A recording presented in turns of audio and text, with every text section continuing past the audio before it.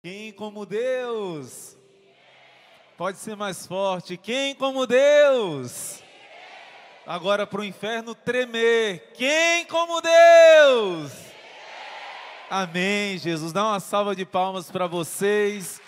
Para a glória de Deus que se manifesta no meio de nós. Quando estamos unidos em oração, Deus manifesta o seu poder e os seus milagres. Esse lugar é testemunho de tantos milagres, não é, Salete? Quantos milhares de milagres já aconteceram nesse lugar, nessa missão, nessa obra, nesse lugar onde você está. Quantos milagres já aconteceram? Pessoas que se sentaram aí onde você está, tiveram suas vidas completamente transformadas. E hoje é sua vez. Hoje é você que está aqui.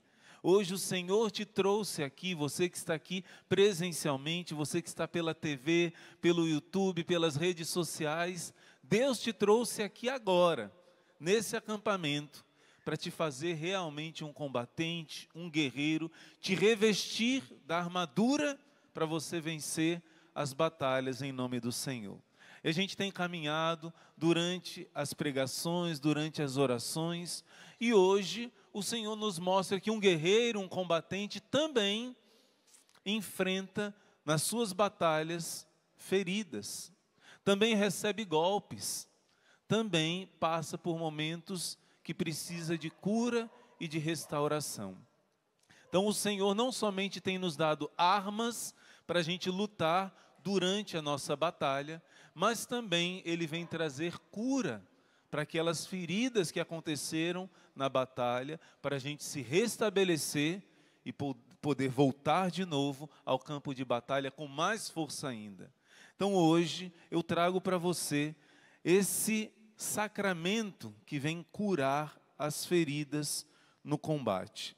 Eu queria começar lendo o Evangelho de São Marcos. Quem está armado aqui, levanta a sua arma. Muito bem. Quem não está armado, se converta, não é? E ande armado, porque você está numa batalha. Estamos nessa batalha. Marcos capítulo 2, a partir do versículo 2. Reuniu-se uma tal multidão que não podiam encontrar lugar, nem mesmo junto à porta. Imagina essa situação. Tal multidão que não podiam encontrar lugar, nem mesmo junto à porta. A casa estava lotada, fora da casa estava lotado, todos queriam tocar em Jesus, queriam receber a cura, receber o seu milagre, e estava lotado, uma multidão que nem junto à porta podiam encontrar lugar. E Jesus os instruía. Antes da cura, vem a palavra. Sem a palavra não existe cura verdadeira. Trouxeram-lhe um paralítico carregado por 4 homens. Como não pudessem apresentá-lo por causa da multidão, descobriram o teto por cima do lugar onde Jesus se achava. E por uma abertura, desceram o leito em que jazia o paralítico. Às vezes a gente lê o Evangelho, mas não mergulha na cena, não é? Imagina na sua casa. Jesus entra na sua casa, era a casa de Pedro, a casa da sogra de Pedro. Ali, naquela casa, não tinha como entrar, eles abriram pelo teto. Tenta imaginar na sua casa, fazendo um buraco no teto, né? Casa de telha. Tenta imaginar a situação, eles abrindo o trabalho que eles tiveram, a loucura, que ideia foi essa, né? De abrir o teto. Uma caridade verdadeira, ela tem atos que parecem loucura. Ela tem atos, ela vai até o excesso. Um pai, quando quer resgatar um filho, uma mãe, quando quer resgatar o filho, é ou não é? Vai até os extremos. E ali não era um filho biológico, era um amigo. Você vê que nos momentos difíceis aparecem amigos verdadeiros, que se sacrificam e se esforçam por você. Às vezes a gente só lembra das coisas ruins, mas lembra agora de quantos anjos Deus colocou na sua caminhada. Quantos amigos verdadeiros que na hora que você mais precisou, que parecia que não tinha o que fazer, alguém foi o canal da graça de Deus nesse momento difícil. Como a gente deve ser grato a Deus em primeiro lugar. Ele manda os seus anjos, mas os anjos terrenos também, amigos verdadeiros, que foram canal da bênção de Deus nos momentos difíceis. Esses 4 amigos fizeram esse sacrifício. E quando Jesus viu a fé desses homens, Jesus, vendo-lhes a fé, disse ao paralítico: filho, perdoados te são os pecados. Por causa da fé daqueles homens, Jesus deu essa bênção para o paralítico. Presta bem atenção.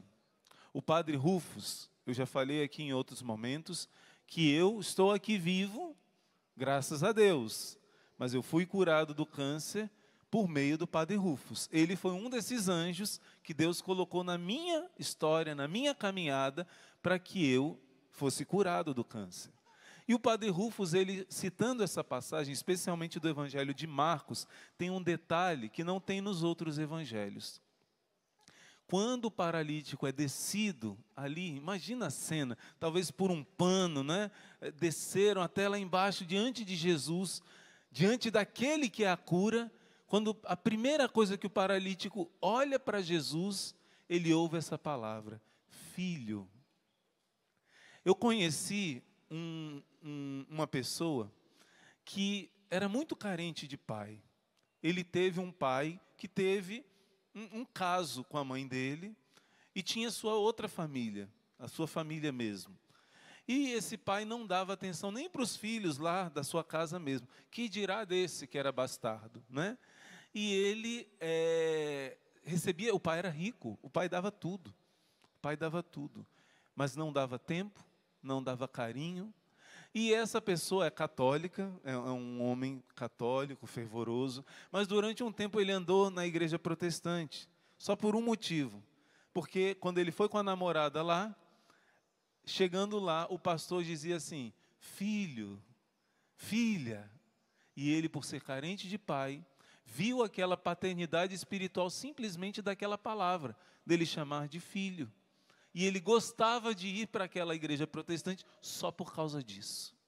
O padre Rufus diz que a primeira cura que acontece do paralítico não é a cura da alma, que são seus pecados lavados, e não é a cura do corpo, dele começar a andar. A primeira cura que acontece é quando ele olha nos olhos. Lembra aquela canção? Senhor, tu me olhaste nos olhos e a sorrir pronunciaste meu nome. Quando a gente ouve essa canção, a gente imagina, né, lá na praia, Jesus encontrando Pedro, olhando pela primeira vez nos olhos. Imagina, Jesus olhando nos seus olhos, não é só um homem, o teu Criador, feito homem, aquele que te conhece olhando nos olhos. Jesus olhou nos olhos do paralítico e chamou ele de filho. Filho. Padre Rufus dizia isso. Só essa primeira palavra já foi a cura para o coração, para os afetos, para a carência, para o vazio, para a falta de sentido da vida. O mais importante, o Viktor Frankl diz, o pior não é o sofrimento, o sacrifício, o pior é a falta de sentido. E esse olhar de Jesus, esse olhar como quem te olha, como se você fosse a única pessoa desse mundo, como fosse um filho único, assim que Deus te olha.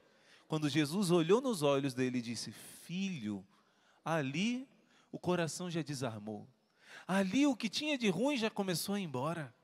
Ali já começou a cura das feridas do coração, da sua história de vida. Talvez uma história de rejeição, talvez uma história de abandono, talvez uma história de solidão, mas ali, filho, essa palavra já entrou na alma daquele homem, trazendo cura, trazendo bálsamo, trazendo conforto, trazendo amor.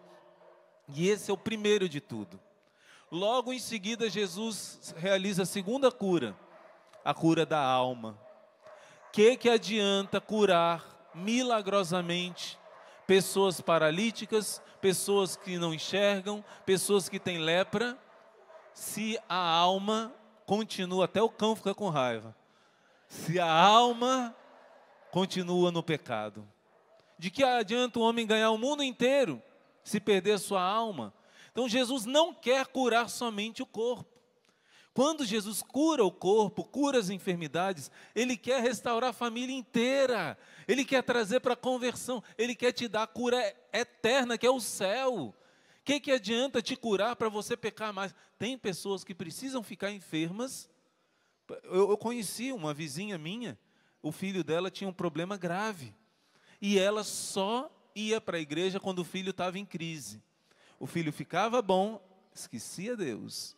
Às vezes é melhor uma enfermidade com caminho de conversão do que cura com perdição. Então, a primeira cura que Jesus quis dar foi do coração, mas logo em seguida Jesus limpou a alma daquele homem. Jesus chamou de filho e disse: os teus pecados estão perdoados. Gente, não tem tormento pior do que a gente deitar a cabeça no travesseiro e não ter a consciência tranquila. Eu me lembro a minha experiência de confissão, quando eu tinha o vício da masturbação. Foi difícil ter coragem. Hoje eu falo na frente de todo mundo, mas para falar para o padre isso a primeira vez, Ave Maria, eu pensei que eu ia morrer. Eu pensei que o padre ia olhar para a minha cara e ia dizer, você, né? Ave Maria, o padre ouve tanto pecado todo dia, né? Vai lembrar dos seus pecados, né? E fora que o padre nunca pode contar os pecados para ninguém. Mas o diabo coloca esse medo.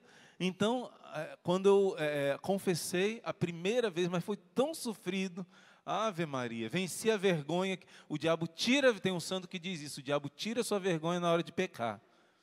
Você está diante do céu, diante dos anjos, dos santos, diante da Trindade Santíssima, da Virgem Maria, e mesmo assim a gente peca. Mas depois na confissão ele coloca a vergonha tudo de novo, e dobrado. Minha mãe uma vez, eu disse, mãe, eu tenho vergonha, a primeira vez que eu fui confessar. Ela disse, você não tem vergonha de pecar? Por que você tem vergonha de contar? Não é? É porque a gente é assim, nossa natureza pelo pecado original, né? Mas, até fugi do assunto, o que eu estava falando? Me ajuda. Da alma, mas era outra coisinha, mas vamos voltar para a alma. Oi? É melhor a cura, não ser curado e se perder. Não, é da minha confissão, pronto, lembrei. Da confissão. E foi difícil demais fazer essa confissão desse pecado, da carne, né? E eu confessei a primeira vez, e foi sofrido, foi dolorido, né? Depois de 5 anos de vício, confessei. Aí fiquei uns meses sem cair, fiquei uns meses e caí de novo. Aí eu fui para um encontro de jovem. Nesse encontro de jovem, eu perguntei, eu não tinha noção total ainda. Eu perguntei, Senhor, será que eu posso comungar tendo cometido esse pecado? Será que eu posso? Será que eu não posso? Será que eu posso? Será que eu não posso? Falei, vamos combinar uma coisa, Senhor. Se eu não puder, porque quando você está terminando o encontro, né? Todo mundo fervoroso, todo mundo animado, cantando aqueles cantos, emocionado, e você quer comungar, você pensa, o Senhor já perdoou meus pecados. Claro que Ele perdoa, mas o sacramento é necessário se for o pecado mortal.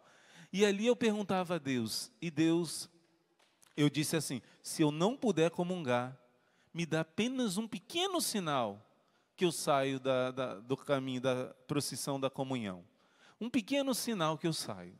Aí eu entrei, e fervoroso, e cantando, fiquei o último. E fui. Quando chegou na hora, na época, eu comungava na mão. Hoje, nós no Instituto, a gente não comunga na mão, né? Embora a igreja dê essa liberdade. Alguns santos fazem essa recomendação. Madre Teresa de Calcutá, ela dizia, João Paulo II dizia, como eles não gostavam, né? Embora a igreja permitiu, mas na época eu comungava na mão. Eu estendi minhas mãos assim, fechei meus olhos e nada aconteceu. Quando eu abri os olhos, a ministra, o padre já estava lá na frente, a ministra que ia me dar comunhão já estava lá na frente, olhou para mim e disse assim, acabou a comunhão, acabou. Eu me assustei e falei, Senhor, o Senhor dá o sinal mesmo quando a gente pede. E aí eu falei, já sei, eu vou confessar com o mesmo padre, para enfrentar a mesma vergonha, porque a gente às vezes quer fugir para o outro, diferente, né? Para contar o mesmo pecado. A vergonha foi tão grande, que aí eu consegui vencer esse vício para a glória de Deus, né? Mas não foi fácil, não foi fácil. E essa humilhação é necessária. É necessária você se humilhar para poder receber. Aquele que se humilha é exaltado. E Deus deu a graça da cura. Então a primeira cura é do coração, mas a segunda é dos pecados. Jesus disse para o paralítico: os teus pecados estão perdoados. E eu lembrei de outro testemunho. Depois de um tempo, depois de alguns anos, eu fiz um acampamento de jovens e ali começou a me atormentar um pecado do passado que eu já tinha confessado, mas que eu achava que não tinha confessado direito, que eu achava que era grande demais meu pecado, que eu tinha que ser castigado, que eu tinha que falar publicamente para todo mundo esse pecado. E foi muito difícil. Foi lá em Petrópolis, inclusive, no acampamento juvenil. Eu, quando estava no meio do acampamento, ouvindo aquelas pregações do pecado e tal, começou aquele sentimento de culpa a me atormentar. Eu já tinha confessado 3 vezes esse pecado, de tal era como me incomodava. Mas quando eu cheguei, eu pensei: esse padre que está aqui é muito santinho, é muito correto, eu vou contar para ele, e se ele mandar eu fazer isso, se ele mandar eu me humilhar publicamente, se ele mandar eu fazer isso, eu vou fazer. E eu fui assim, sofrido, fui lá para o padre. Quando eu cheguei para confessar, falei: padre, isso, eu já confessei outras vezes e tal, o senhor acha que eu devo fazer isso? Devo contar publicamente, devo fazer assim? Aí ele falou assim, sorriu para mim e disse: filho, você já está perdoado por Deus. Olha aqui, ó, foi em vão que ele morreu na cruz? Se você não acredita nisso, está dizendo que foi em vão. Jesus, foi em vão que você morreu na cruz. Não, ele já te perdoou. Você já está perdoado. Falta só uma coisa: você se perdoar. E você não tem o direito de não se perdoar. Se ele já pagou caro por você, se perdoe. E ele deu absolvição dos outros pecados também, tudo. Gente, era lá na Serra de Petrópolis, e a capelinha era lá em cima, sabe? Eu desci daquela capelinha, parecia que eu ia voar, de tão leve que eu estava. Vocês veem esses 2 testemunhos que eu estou dando, você vê o alívio, o peso que sai das nossas costas, o alívio que o Senhor traz para o nosso coração.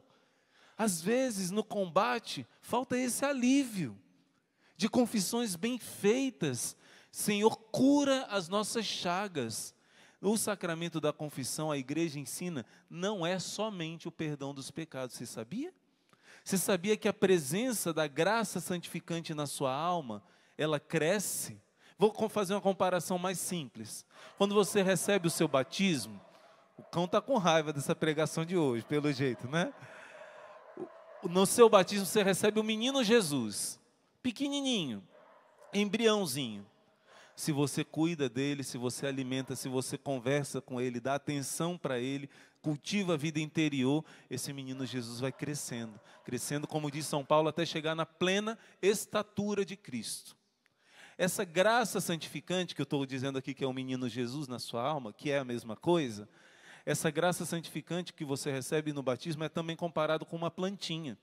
Essa plantinha, ela precisa ser cuidada, primeiro por seus pais, te ensinando a doutrina, te ensinando a rezar, te ensinando a fazer esmola, te ensinando a não ser egoísta, praticar as virtudes. A graça vai crescendo, crescendo, crescendo. E a plantinha vira uma árvore que dá frutos. E o menino Jesus se torna grande, se torna a plena estatura de Cristo na sua alma. Cada vez que você faz uma oração, a graça aumenta em você. Cada vez que você faz um ato de caridade, a graça aumenta em você. Cada vez que você pratica virtude, que você faz um jejum, que você reza um terço, está crescendo Cristo na sua alma. Mas quando você comunga bem, o crescimento é imensamente maior. E no sacramento da confissão, quando você confessa, não só seus pecados são apagados, a graça santificante cresce imensamente na sua alma. Uma confissão bem feita. E imagina que o botão da flor é a graça, a glória é no céu, o desabrochar. O tamanho da graça santificante aqui na terra vai ser o tamanho do seu grau de glória no céu. Isso é doutrina da igreja. Claro que Jesus manda juntar riquezas no céu, mas Santa Teresinha nos ensina. A gente não tem que viver só querendo aumentar o grau de glória no sentido de uma ambição, como se fosse uma coisa matemática. Não, quem ama não sabe calcular, mas você quer crescer nessa intimidade com Deus. Não sou mais eu que vivo, é Cristo que vive em mim. O sacramento da confissão não é só uma faxina dos seus pecados. Ele aumenta a sua comunhão com Cristo. Ele aumenta a presença de Deus na sua alma. A graça santificante cresce cada vez que você confessa, que você comunga, que você faz obras de caridade, que você reza, mas especialmente os sacramentos da confissão e da Eucaristia fazem essa graça crescer na sua alma. Então, Jesus trouxe a ele a cura do coração, trouxe ao paralítico a cura da alma e, como consequência, Jesus trouxe a cura do seu corpo. Vamos continuar a leitura. Filho, perdoados te são os pecados. Vamos repetir isso. Filho. Mais uma vez, repete a palavra filho. Filho, perdoados te são os pecados. É para você que Deus está falando isso. É para você que Deus fez eu contar o meu testemunho. Não é para falar da minha vida. Deus fez eu falar esse testemunho, eu nem tinha programado. Para você que talvez carregue um sentimento de culpa. Talvez você já tenha se confessado de algum pecado, mas você ainda não se perdoou. E o acusador dos nossos irmãos, está lá em Apocalipse 12, que fica acusando dia e noite, não para de te perturbar. Porque você às vezes acha que o seu pecado é maior do que a misericórdia de Deus. No meio da nossa caminhada, como combatentes, como guerreiros, nós somos feridos. E uma das feridas são os nossos próprios pecados, nossas próprias quedas. Uma queda machuca alguém, não é? As nossas próprias quedas. E se você não perdoar a você mesmo, você não vai ter sabedoria, nem força, nem amor suficiente para fazer o que ontem nós pregávamos, perdoar o seu irmão. Se você não experimenta esse abraço da misericórdia de Deus, você não vai ter força para abraçar o teu irmão que te machucou. Por isso, deixa Deus te abraçar. Sinta-se perdoado, mais ainda do que sinta-se perdoado, saiba-se perdoado. Muitas vezes a gente não sente, mas creia, Jesus já pagou um preço muito alto pelo seu pecado. Já foi muito caro que Ele pagou para você duvidar do perdão de Deus na sua vida. Ele já derramou todo o seu sangue na cruz. Ele diz a Santa Faustina, se fosse necessário eu derramaria tudo de novo, mas eu já vos dei o meu perdão. Eu já vos dei a salvação.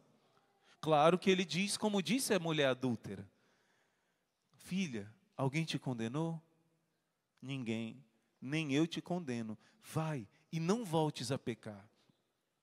Mas se você pecar de novo, aquele que mandou perdoar 70 vezes 7, não vai desistir de você. Não vai se cansar de te perdoar. Tenha consciência, quando você peca, você bate. Imagina você dar um tapa na cara da sua mãe, que você ama tanto. Você sabe que ela vai te perdoar, mas não é por isso que você vai ficar dando tapa na cara dela. Então saiba que se você colocar mais um espinho no coração de Jesus, você vai ferir o coração dele. Mas Ele vai transformar essa ferida em amor, porque Ele te perdoa. Não se acostuma a pecar. Não se acomode com o pecado. Mas se cair, Deus está vendo a sua luta, o seu esforço. Por isso, como consequência do perdão dos pecados, Jesus também traz a cura do seu corpo. Vendo-lhes a fé, disse ao paralítico, filho, perdoados te são os pecados. Ora, ali estavam sentados alguns escribas, que diziam uns aos outros, como pode esse homem falar assim? Ele blasfema. Quem pode perdoar pecados senão Deus? Mas Jesus, penetrando logo com seu espírito, em seus íntimos pensamentos, disse-lhes, por que estáis pensando isso em vossos corações? O que é mais fácil dizer ao paralítico, os pecados te são perdoados, ou dizer, levanta-te, toma o teu leito e anda. Para Deus, filho, é muito fácil curar a sua enfermidade, ou de alguém que você está pedindo a cura. Mas o mais difícil para Deus é converter tua família. Por isso a cura ainda não chegou, porque talvez falte uma iniciativa de conversão na família. Quando eu vejo alguém pedindo a cura de um parente com câncer, com alguma enfermidade incurável, eu digo, antes de tudo, coloque a família para rezar.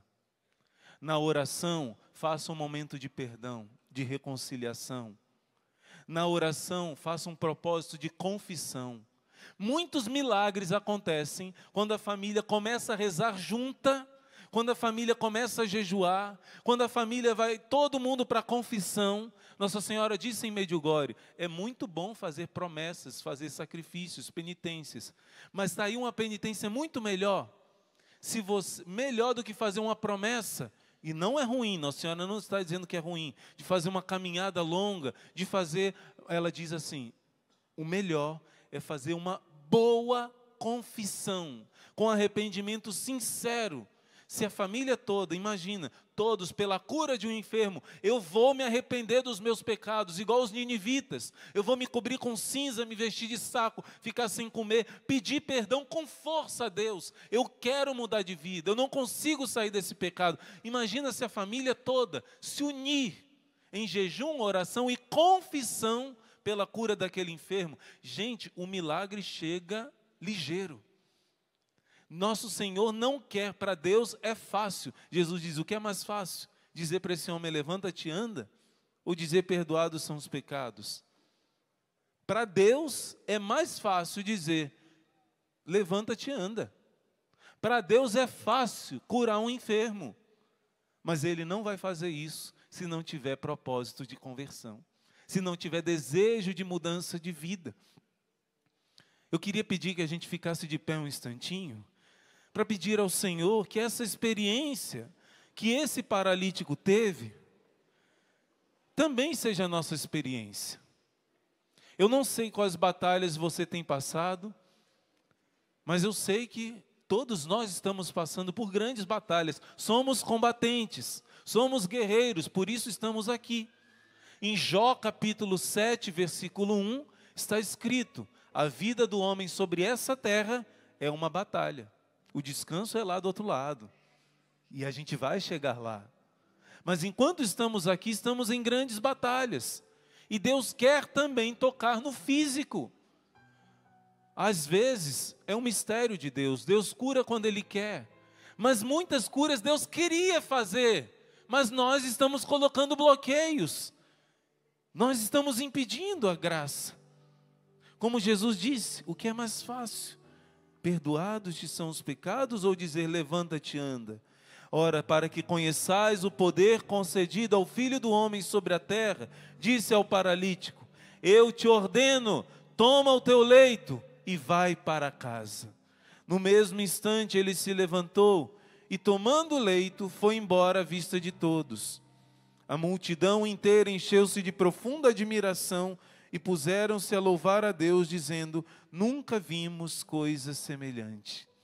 Você também, filho, filha, vai ver prodígios que nunca antes você viu. Deus te trouxe aqui para fazer maravilhas na sua vida.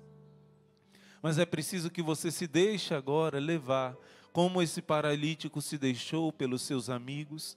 Deus te trouxe aqui, talvez tenha sido um amigo que te trouxe aqui, talvez você veio acompanhando alguém, mas foi Deus que te trouxe aqui. Através de outras pessoas, talvez como o paralítico, mas foi Deus que trouxe o paralítico à presença de Jesus, porque queria curá-lo. Deus te trouxe aqui, porque quer te curar. E depois curar a sua família através de você. Mas primeiro, coloca a mão no seu coração e começa a fazer agora sua oração ao Senhor. Começa a dizer a Ele que você também é um paralítico na sua vida, muitas áreas da sua vida, em muitos momentos da sua vida. Você tem sido paralisado, você tem estado travado. Reconhece diante do Senhor as suas fraquezas, os seus pecados, as suas necessidades. E se coloca diante desse Senhor, dizendo a Ele: eis aqui, Senhor, meu coração, eis-me aqui, Senhor, com as minhas paralisias, eis-me aqui, Senhor, precisando de cura no meu afeto, na minha alma e no meu corpo, eis-me aqui. Mas antes de tudo, Senhor, eu quero renovar minha aliança contigo, eu quero renovar o sentido da minha vida, que é somente olhando nos teus olhos, como esse paralítico viu os teus olhos olhando, amando a Ele, que eu possa ser preenchido dos vazios que esse mundo não pode me preencher, que as pessoas que me decepcionam não podem me preencher. Tantas vezes busquei preencher em lugares errados com pessoas, com seres humanos, mesmo pessoas boas, elas vão me decepcionar e me decepcionaram. Mas eu quero olhar para os teus olhos, Senhor. Eu quero ter essa experiência que talvez eu nunca tenha tido, de sentir um amor que nunca antes eu senti.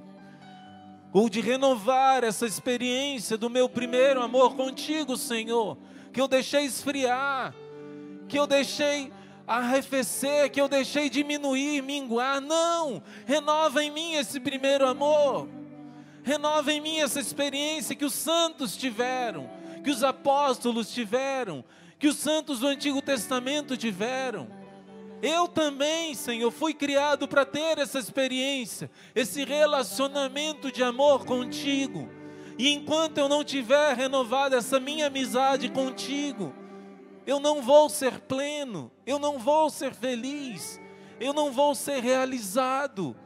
Por isso, renova em mim esse primeiro amor, renova em mim essa amizade contigo e aumenta, Senhor, a nossa união, aumenta, Senhor, a nossa unidade de coração, a nossa sintonia, a nossa parceria, a nossa intimidade, Senhor.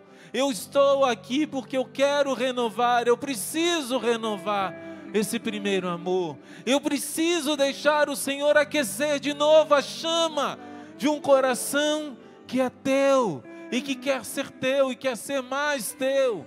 Sem ti eu não posso nada. Por isso renova em mim esse primeiro amor, renova a minha história. Não cura somente o meu afeto, mas cura a minha alma, me lava dos meus pecados, me ajuda a perdoar a mim mesmo e a me arrepender daqueles pecados que ainda não arrependi suficiente.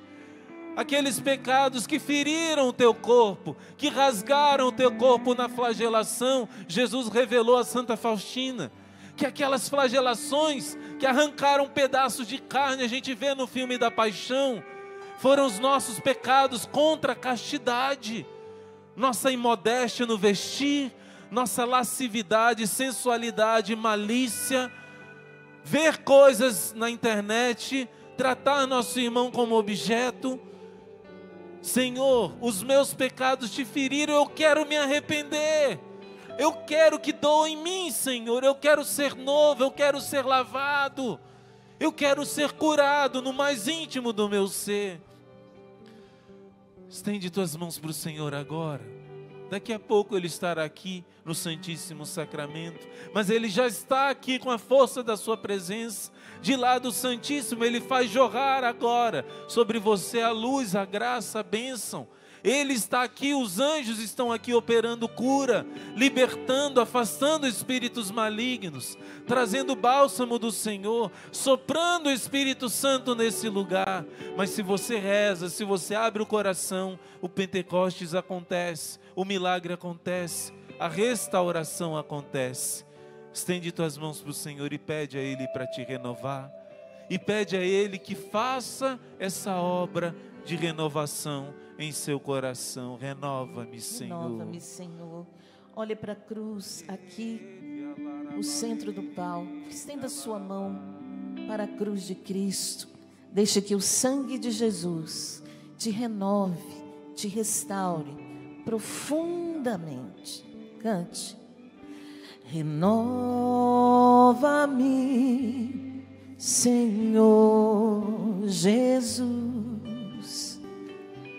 Já não quero ser igual. renova-me,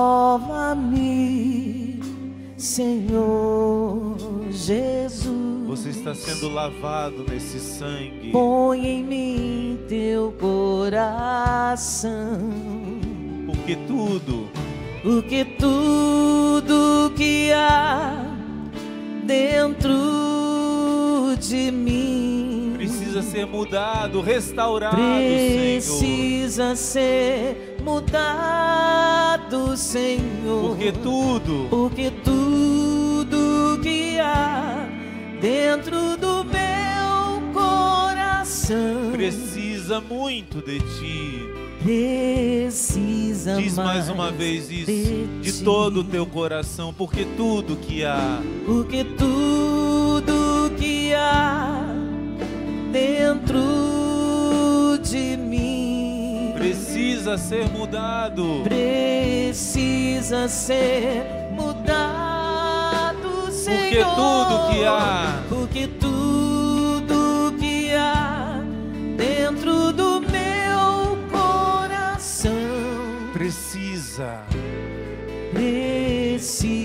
mais de Ti. Senhor Jesus, eu creio que as Tuas mãos chagadas agora estão tocando as chagas do coração e da alma dos Teus filhos, que sinceramente rasgam o seu coração na Sua presença, Senhor.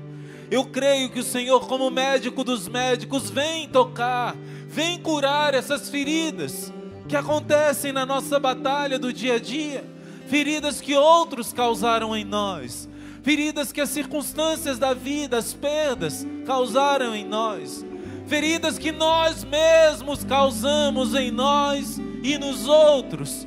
Essas feridas não são para sempre.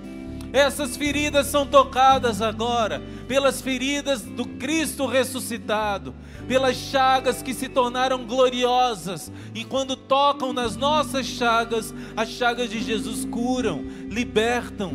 Assim como Ele teve suas feridas glorificadas, as tuas feridas, filho, vão se tornar joias preciosas. As tuas feridas, filha, estão se tornando joias preciosas pelas tuas lágrimas de arrependimento, pela tua confiança nas mãos do Senhor. O Senhor toca agora com as mãos chagadas, Ele passa no nosso meio e Ele toca naquela área do teu coração que foi ferida, naquela fase da tua história que foi tocada, naquela vez que você foi manchado pela malícia dos homens. O Senhor toca na sua história e restaura as feridas e perdoa os pecados. Ele tira o lixo dos ressentimentos, dos sentimentos ruins, do ódio, da vingança, da mágoa. E Ele vem fazer uma limpeza, uma transformação em tudo que estava ferido na sua história. Ainda com as mãos para o Senhor, confia que Ele está fazendo algo lindo dentro de você.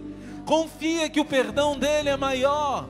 Confia que as chagas dEle estão curando as tuas chagas. Porque tudo que há dentro de mim, Senhor, porque tudo que há dentro de mim precisa ser mudado.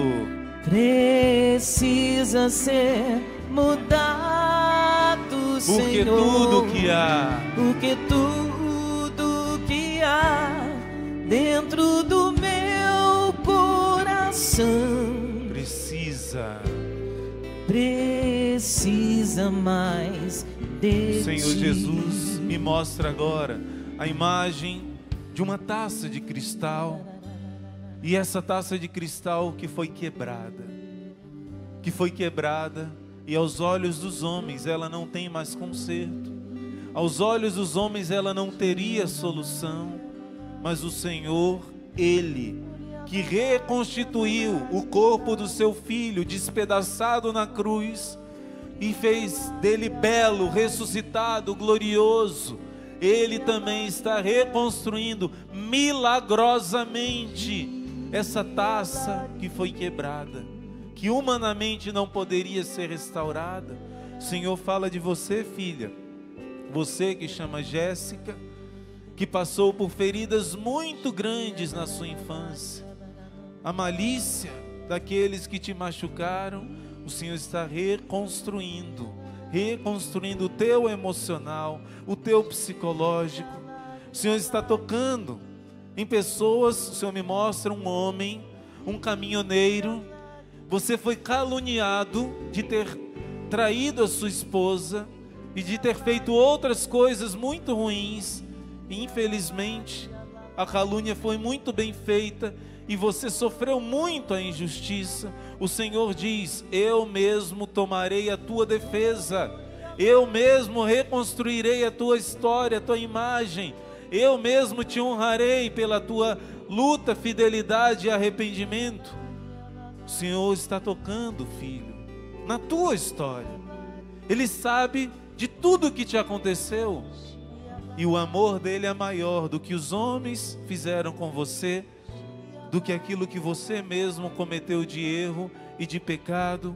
O Senhor é maior e o Senhor está restaurando a alegria de viver, restaurando o sentido da sua vida, restaurando a força de caminhar rumo ao céu.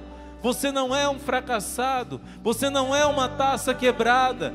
Deus restaura a tua história e digo mais, Ele vai fazer algo maior. Ainda uma vez com as mãos erguidas, deixa o Espírito Santo te renovar, deixa o sangue de Jesus te lavar nessa manhã, te fortalecer, te restaurar, te levantar, porque tudo que há dentro de mim precisa ser mudado, Senhor. Precisa ser mudado, está Senhor, sendo mudado, porque tudo que há dentro do meu coração precisa mais de ti, precisa mais de ti. Deixa o Espírito Santo orar em você agora. Ergue tuas mãos para o crucificado.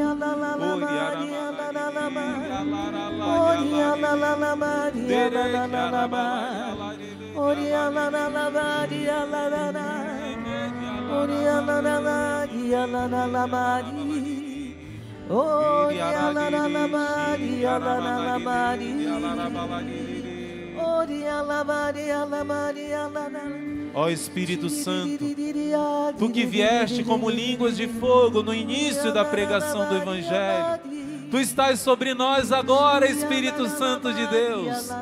Eu vejo essas línguas de fogo sobre nós agora. O Senhor vem renovar o nosso primeiro amor. O Senhor está renovando a alegria em muitos corações. O Senhor está renovando a alegria de ter recebido o perdão, de ser amado pelo Senhor.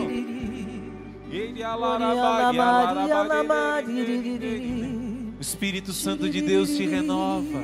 O Espírito Santo de Deus te levanta de novo.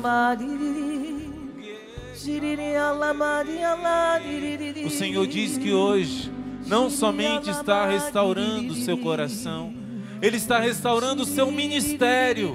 Você que por causa de decepções deixou de servir o Senhor, deixou de cantar para o Senhor, deixou de estar na acolhida, deixou de estar na intercessão, por causa de pessoas que te machucaram. O Senhor não só está te restaurando, mas está restaurando em você. Você que há muito tempo não orava em línguas, você que recebeu um dom de profecia e não estava mais usando os dons, palavra de revelação, de ciência, e não está mais usando os dons para servir o Senhor. O Senhor te levanta nessa manhã. O Senhor te dá de novo o desejo de servir, o desejo de se entregar, o desejo de ser instrumento da graça de Deus, o desejo de ser a presença dEle para os seus irmãos. Obrigado, Senhor. Eu confirmo em toda essa palavra do irmão, o que o Senhor colocava em meu coração, que muitas pessoas ao longo dos anos, pessoas que nasceram do batismo no Espírito Santo, foram desprezando a experiência com o Espírito Santo, com os dons do Espírito Santo. Foram deixando de lado essa experiência por conta de coisas que você ouviu, leu, por conta de pessoas falando para você. Isso é uma loucura. Esse negócio de dom não existe. Esse negócio de oração em línguas não existe. Isso é uma loucura. E você foi deixando de lado toda a experiência que você teve de ver milagres acontecerem. Claro que os milagres não são o centro é Jesus. Mas Ele manifesta o seu poder para que você creia ainda mais que Ele é o centro. Por isso, vai mais uma vez, deixando que o Espírito Santo renove, restaure os dons do Espírito Santo, que foram ficando sufocados por tanto racionalismo, pelo desprezo das experiências que você teve. Não, isso é passado, isso foi lá atrás, agora eu estou mais maduro, não é bem assim. E você foi deixando um ministério lindo que o Senhor te deu. Eleve mais uma vez os seus braços e solta a sua voz e vai se abrindo mais uma vez, como nunca, ao Espírito Santo. Iria lavaria, lavaria, lavaria, lavaria, lavaria, lavaria, lavaria, lavaria, lavaria.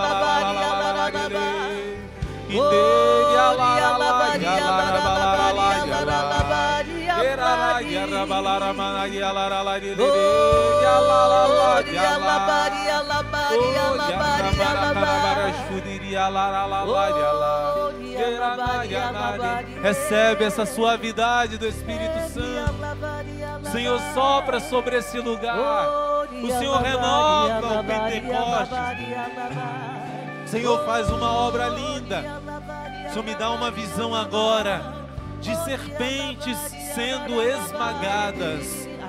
Essa proclamação da Salete foi muito oportuna. O Senhor traz essa palavra agora. Ele está destruindo ideias que te aprisionaram.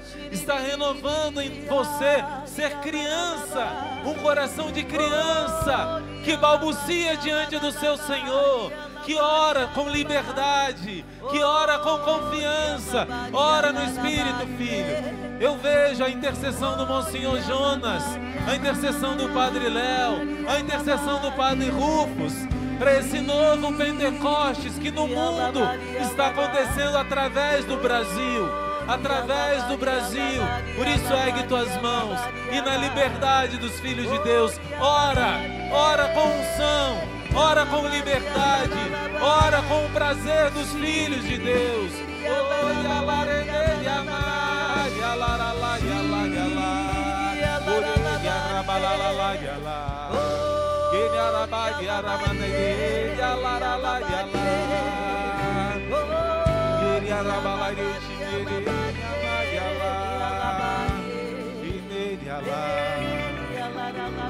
Espíritos malignos de tristeza estão indo embora desse lugar. Espíritos malignos de ansiedade estão indo embora desse lugar. De depressão, em nome de Jesus, estão batendo em retirada. O Senhor está tocando uma criança agora, que tinha uma enfermidade que os médicos não sabiam explicar e não sabiam como curar. Essa criança está sendo tocada agora. Ela vê Cristo ressuscitado tocando nela e ela está curada para a honra e glória do nome do Senhor. Obrigado, Senhor, por estar aqui no meio de nós, operando as mesmas maravilhas que operaste no início da pregação do Evangelho. O Senhor me mostra pessoas com enfermidades nos olhos, que estavam impedindo de você enxergar bem. O Senhor está lavando no seu sangue precioso e você está recebendo a cura nos seus olhos também. Por causa do seu arrependimento sincero hoje, nessa oração, o Senhor está tocando também os seus olhos. Com a intercessão de Santa Luzia, glórias a Ti, Senhor. Obrigada, Senhor. E a misericórdia de Deus liberta pessoas de sentimentos de culpa pelos pecados passados. Glórias a Ti, Jesus. O Senhor, na sua misericórdia, restaura o seu coração. Você que muitas vezes foi contra a vida de diversas formas. Você que foi muitas vezes no passado a favor da morte. E o Senhor hoje te liberta. Ele não te condena, mas Ele te liberta de todo espírito de morte, de pensamentos de morte. Obrigada, Senhor. Obrigado, Jesus. Canta mais uma vez bem suave, porque tudo que há dentro de mim, porque tudo que há dentro de mim precisa, Senhor, ser mudado. Precisa ser mudado, Eu Senhor, acolho essa restauração. porque tudo que há dentro do meu coração precisa mais de ti. Agradece ao Senhor por essa renovação que Ele está fazendo em você. Aplaude o Senhor por essa obra linda que Ele começou. E como diz São Paulo, Deus não vai deixar pela metade, não vai deixar inacabada a obra. Pode aplaudir mais forte. É o Senhor da glória que está fazendo essa obra. Que lindo é que daqui a pouquinho Ele vai chegar aqui, Ele vivo na Eucaristia, te preparando para receber Ele na Santa Comunhão, que é o momento mais alto do nosso encontro. Senta mais um instantinho. Eu quero contar 3 histórias breves nesse final de pregação para você. Uma primeira história é baseada nesse evangelho. Eu li para você o evangelho de Marcos, capítulo 2. Mas no evangelho de Mateus existe um detalhe. No evangelho de Mateus, as pessoas dizem assim, deixa eu ver se eu encontro aqui, como é que diz no evangelho de Mateus. Vendo isso, Mateus 9:8, a multidão encheu-se de medo e glorificou a Deus por ter dado tal poder aos homens. Porque eles viram que o paralítico levantou e viram que era verdade, que Jesus podia perdoar pecados. Então eles louvaram a Deus de ter dado tal poder aos homens, porque Jesus era homem e era Deus, mas eles não sabiam. Então eu quero dizer isso. Primeira história que eu quero contar é de Santa Faustina. Às vezes a gente não tem noção do privilégio que é ter um sacerdote próximo de nós. Amanhã está chegando aqui o Padre Emanuel Maria, ele vai pregar aqui para vocês também, primeiro sacerdote do Instituto Hesed. Às vezes a gente não tem noção. Por que São Francisco dizia que queria beijar, Santa Catarina de Sena dizia, queria beijar o lugar onde o padre passava, onde ele pisou os seus pés? Por que São Francisco dizia que se encontrasse com um anjo do mais alto coro e com o sacerdote, primeiro ele ia beijar a mão do sacerdote e depois ele ia reverenciar o anjo? Não temos noção da grandeza, mas o padre é pecador, o padre é santo, não interessa, é Cristo que age através dele, é Cristo. Então eu quero contar para você uma experiência. Santa Faustina estava doente e não podia ir para a missa, e não tinha como alguém trazer comunhão para ela. Então a superiora disse assim, irmã, a senhora não vai poder receber Jesus durante esses dias. Ela sentiu como uma pontada no coração, porque apaixonada como era por Jesus, comungava todos os dias e não podia ficar sem o Senhor. Mas ela disse, sim senhora, obedeceu, mas o coração apertadinho, oferecendo esse sacrifício, já no final da vida dela. E Deus, que é tão bom, deu a ela uma graça imensa. Ela viu o anjo do mais alto coro celestial, um serafim desceu do céu e trouxe até ela a Eucaristia. Lembrando que um anjo não pode fazer a Eucaristia aparecer.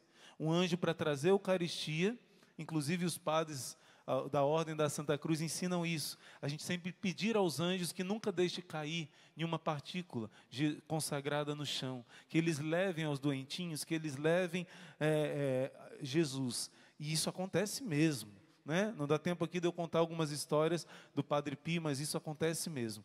Mas fato é que assim como o anjo trouxe lá em Fátima para as crianças a Eucaristia, um serafim trouxe a Eucaristia para Santa Faustina. Receba o Rei dos Anjos, o corpo e o sangue de Cristo. E durante 13 dias ela recebeu a comunhão das mãos de um anjo. A irmã não sabia que ela estava comungando, né? Ela não podia ir à missa, não tinha alguém para trazer. Mas no último dia, um dos últimos dias, ela sentiu, ela queria se confessar, porque na vida religiosa o costume é se confessar toda semana.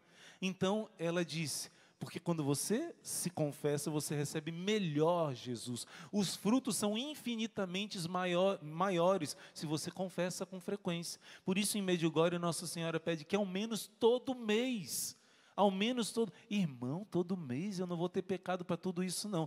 Rapaz, se você começar a se examinar, você vai ver que tem pecado para todo dia. Confissão é principalmente para os pecados mortais, mas não só para os pecados mortais. É para o crescimento da alma. Então, Santa Faustina perguntou a Jesus. Quando Jesus estava ali, na mão do anjo, ela perguntou: Senhor, será que esse anjo não poderia me dar absolvição? Me atender em confissão? E Jesus não respondeu nada a ela. Ela recebeu Jesus e, em seguida, ela perguntou ao anjo. Perdão, não sei se ela já recebeu Jesus, foi antes, com o anjo com Jesus nas mãos, e ela perguntou ao anjo: será que você poderia me dar absolvição, me atender em confissão?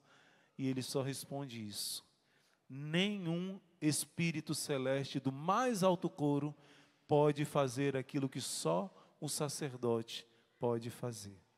Nenhuma outra criatura na face da terra pode absolver todos os seus pecados, a não ser Jesus Cristo. E Jesus Cristo só faz isso pelas mãos do sacerdote. Pode aplaudir a graça de termos os sacerdotes no nosso meio.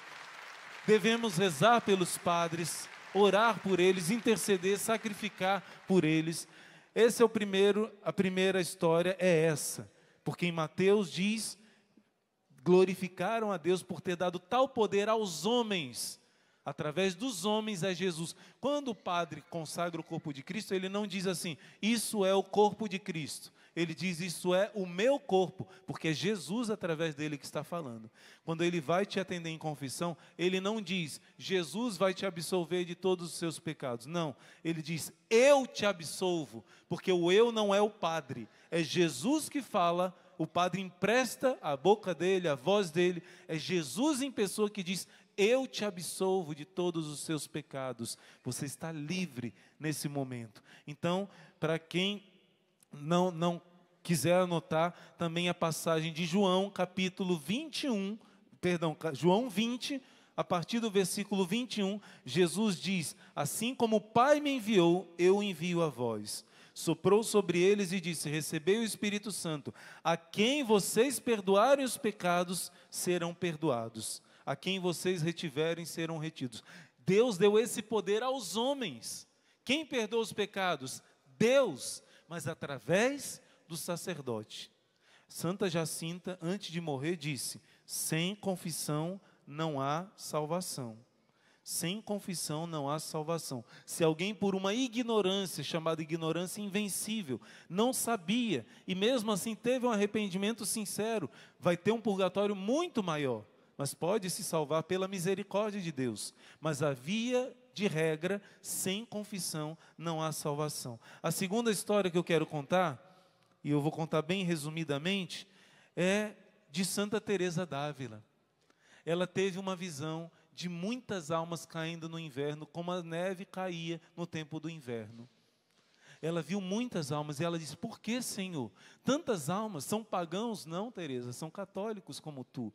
Por que, Senhor? Porque fizeram isso, fizeram aquilo.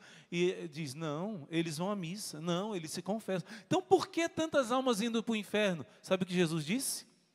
Por causa de confissões mal feitas. Eu não vou entrar aqui no detalhe, mas o principal que Jesus falou de confissões mal feitas são esconder um pecado mortal. E aqui aconteceu um testemunho no exército de São Miguel, da gente pregando sobre isso com frequência, e uma mulher disse: irmão, eu confessava e comungava com frequência, mas eu sempre senti um peso, eu sempre me senti aprisionada. Ouvindo as pregações de vocês, rezando com vocês, eu entendi que eu estava esse tempo todo em pecado mortal. Porque no meu casamento, eu tive vergonha, disse que existe o demônio tapa-boca, né? Não sei se é Dom Bosco que teve essa revelação, no exorcismo, o demônio que faz você esconder o pecado mortal. Eu, na hora, antes do casamento, fui confessar, e não quis contar do sexo fora do casamento que eu vivia. Tive vergonha, contei outros pecados e não contei esse. Agora eu entendi que ali eu cometi um sacrilégio, fiquei com mais pecado do que eu estava antes, casei em pecado mortal, não que não seja válido o casamento, é válido, mas casou em pecado mortal e viveu em sacrilégio esses anos todos, comungando em pecado mortal, confessando em pecado mortal. Tomou coragem, fez a sua confissão daquele pecado que ela tinha escondido, e ela sentiu essa tonelada saindo dela. Confessava e comungava com frequência. Então, segundo a história, é para dizer, não é brincadeira o sacramento da confissão. Aqui é dispensado todo o sangue de Jesus. O preço da paixão é derramado sobre você naquele sacramento. Não vá de qualquer jeito para a confissão. Peça a Deus a sinceridade. O pecado venial, se você não conta todos, não é bom. É ruim para você.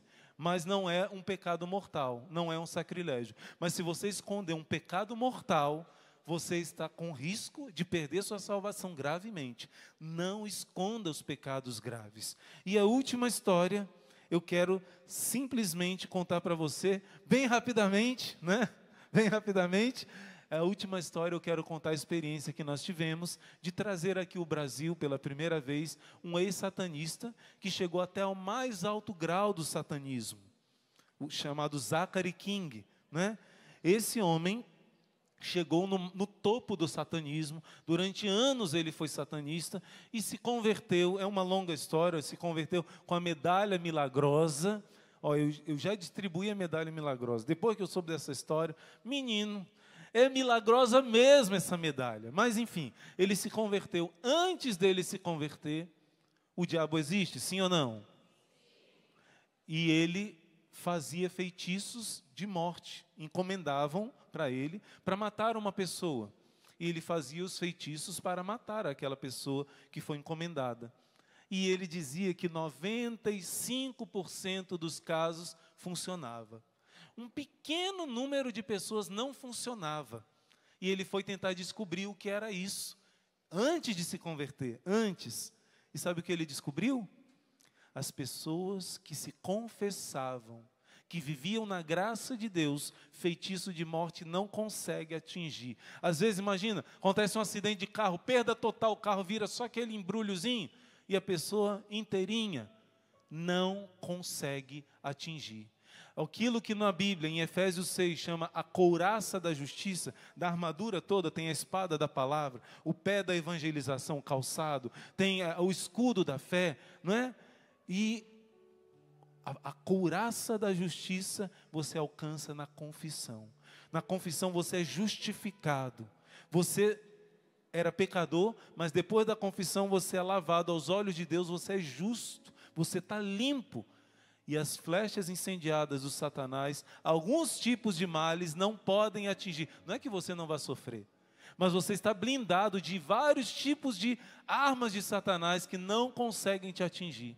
Ele descobriu que pessoas que vivem com a confissão frequente, vivendo os mandamentos de Deus, comungando, confessando, não conseguia atingir esse feitiço de morte. E várias outras coisas na sua vida, pela sua vivência na graça de Deus, confissões bem feitas, você vai estar blindado para a honra e glória de nosso Senhor. Aplauda o Senhor e faça o seu propósito, filho, filha, hoje.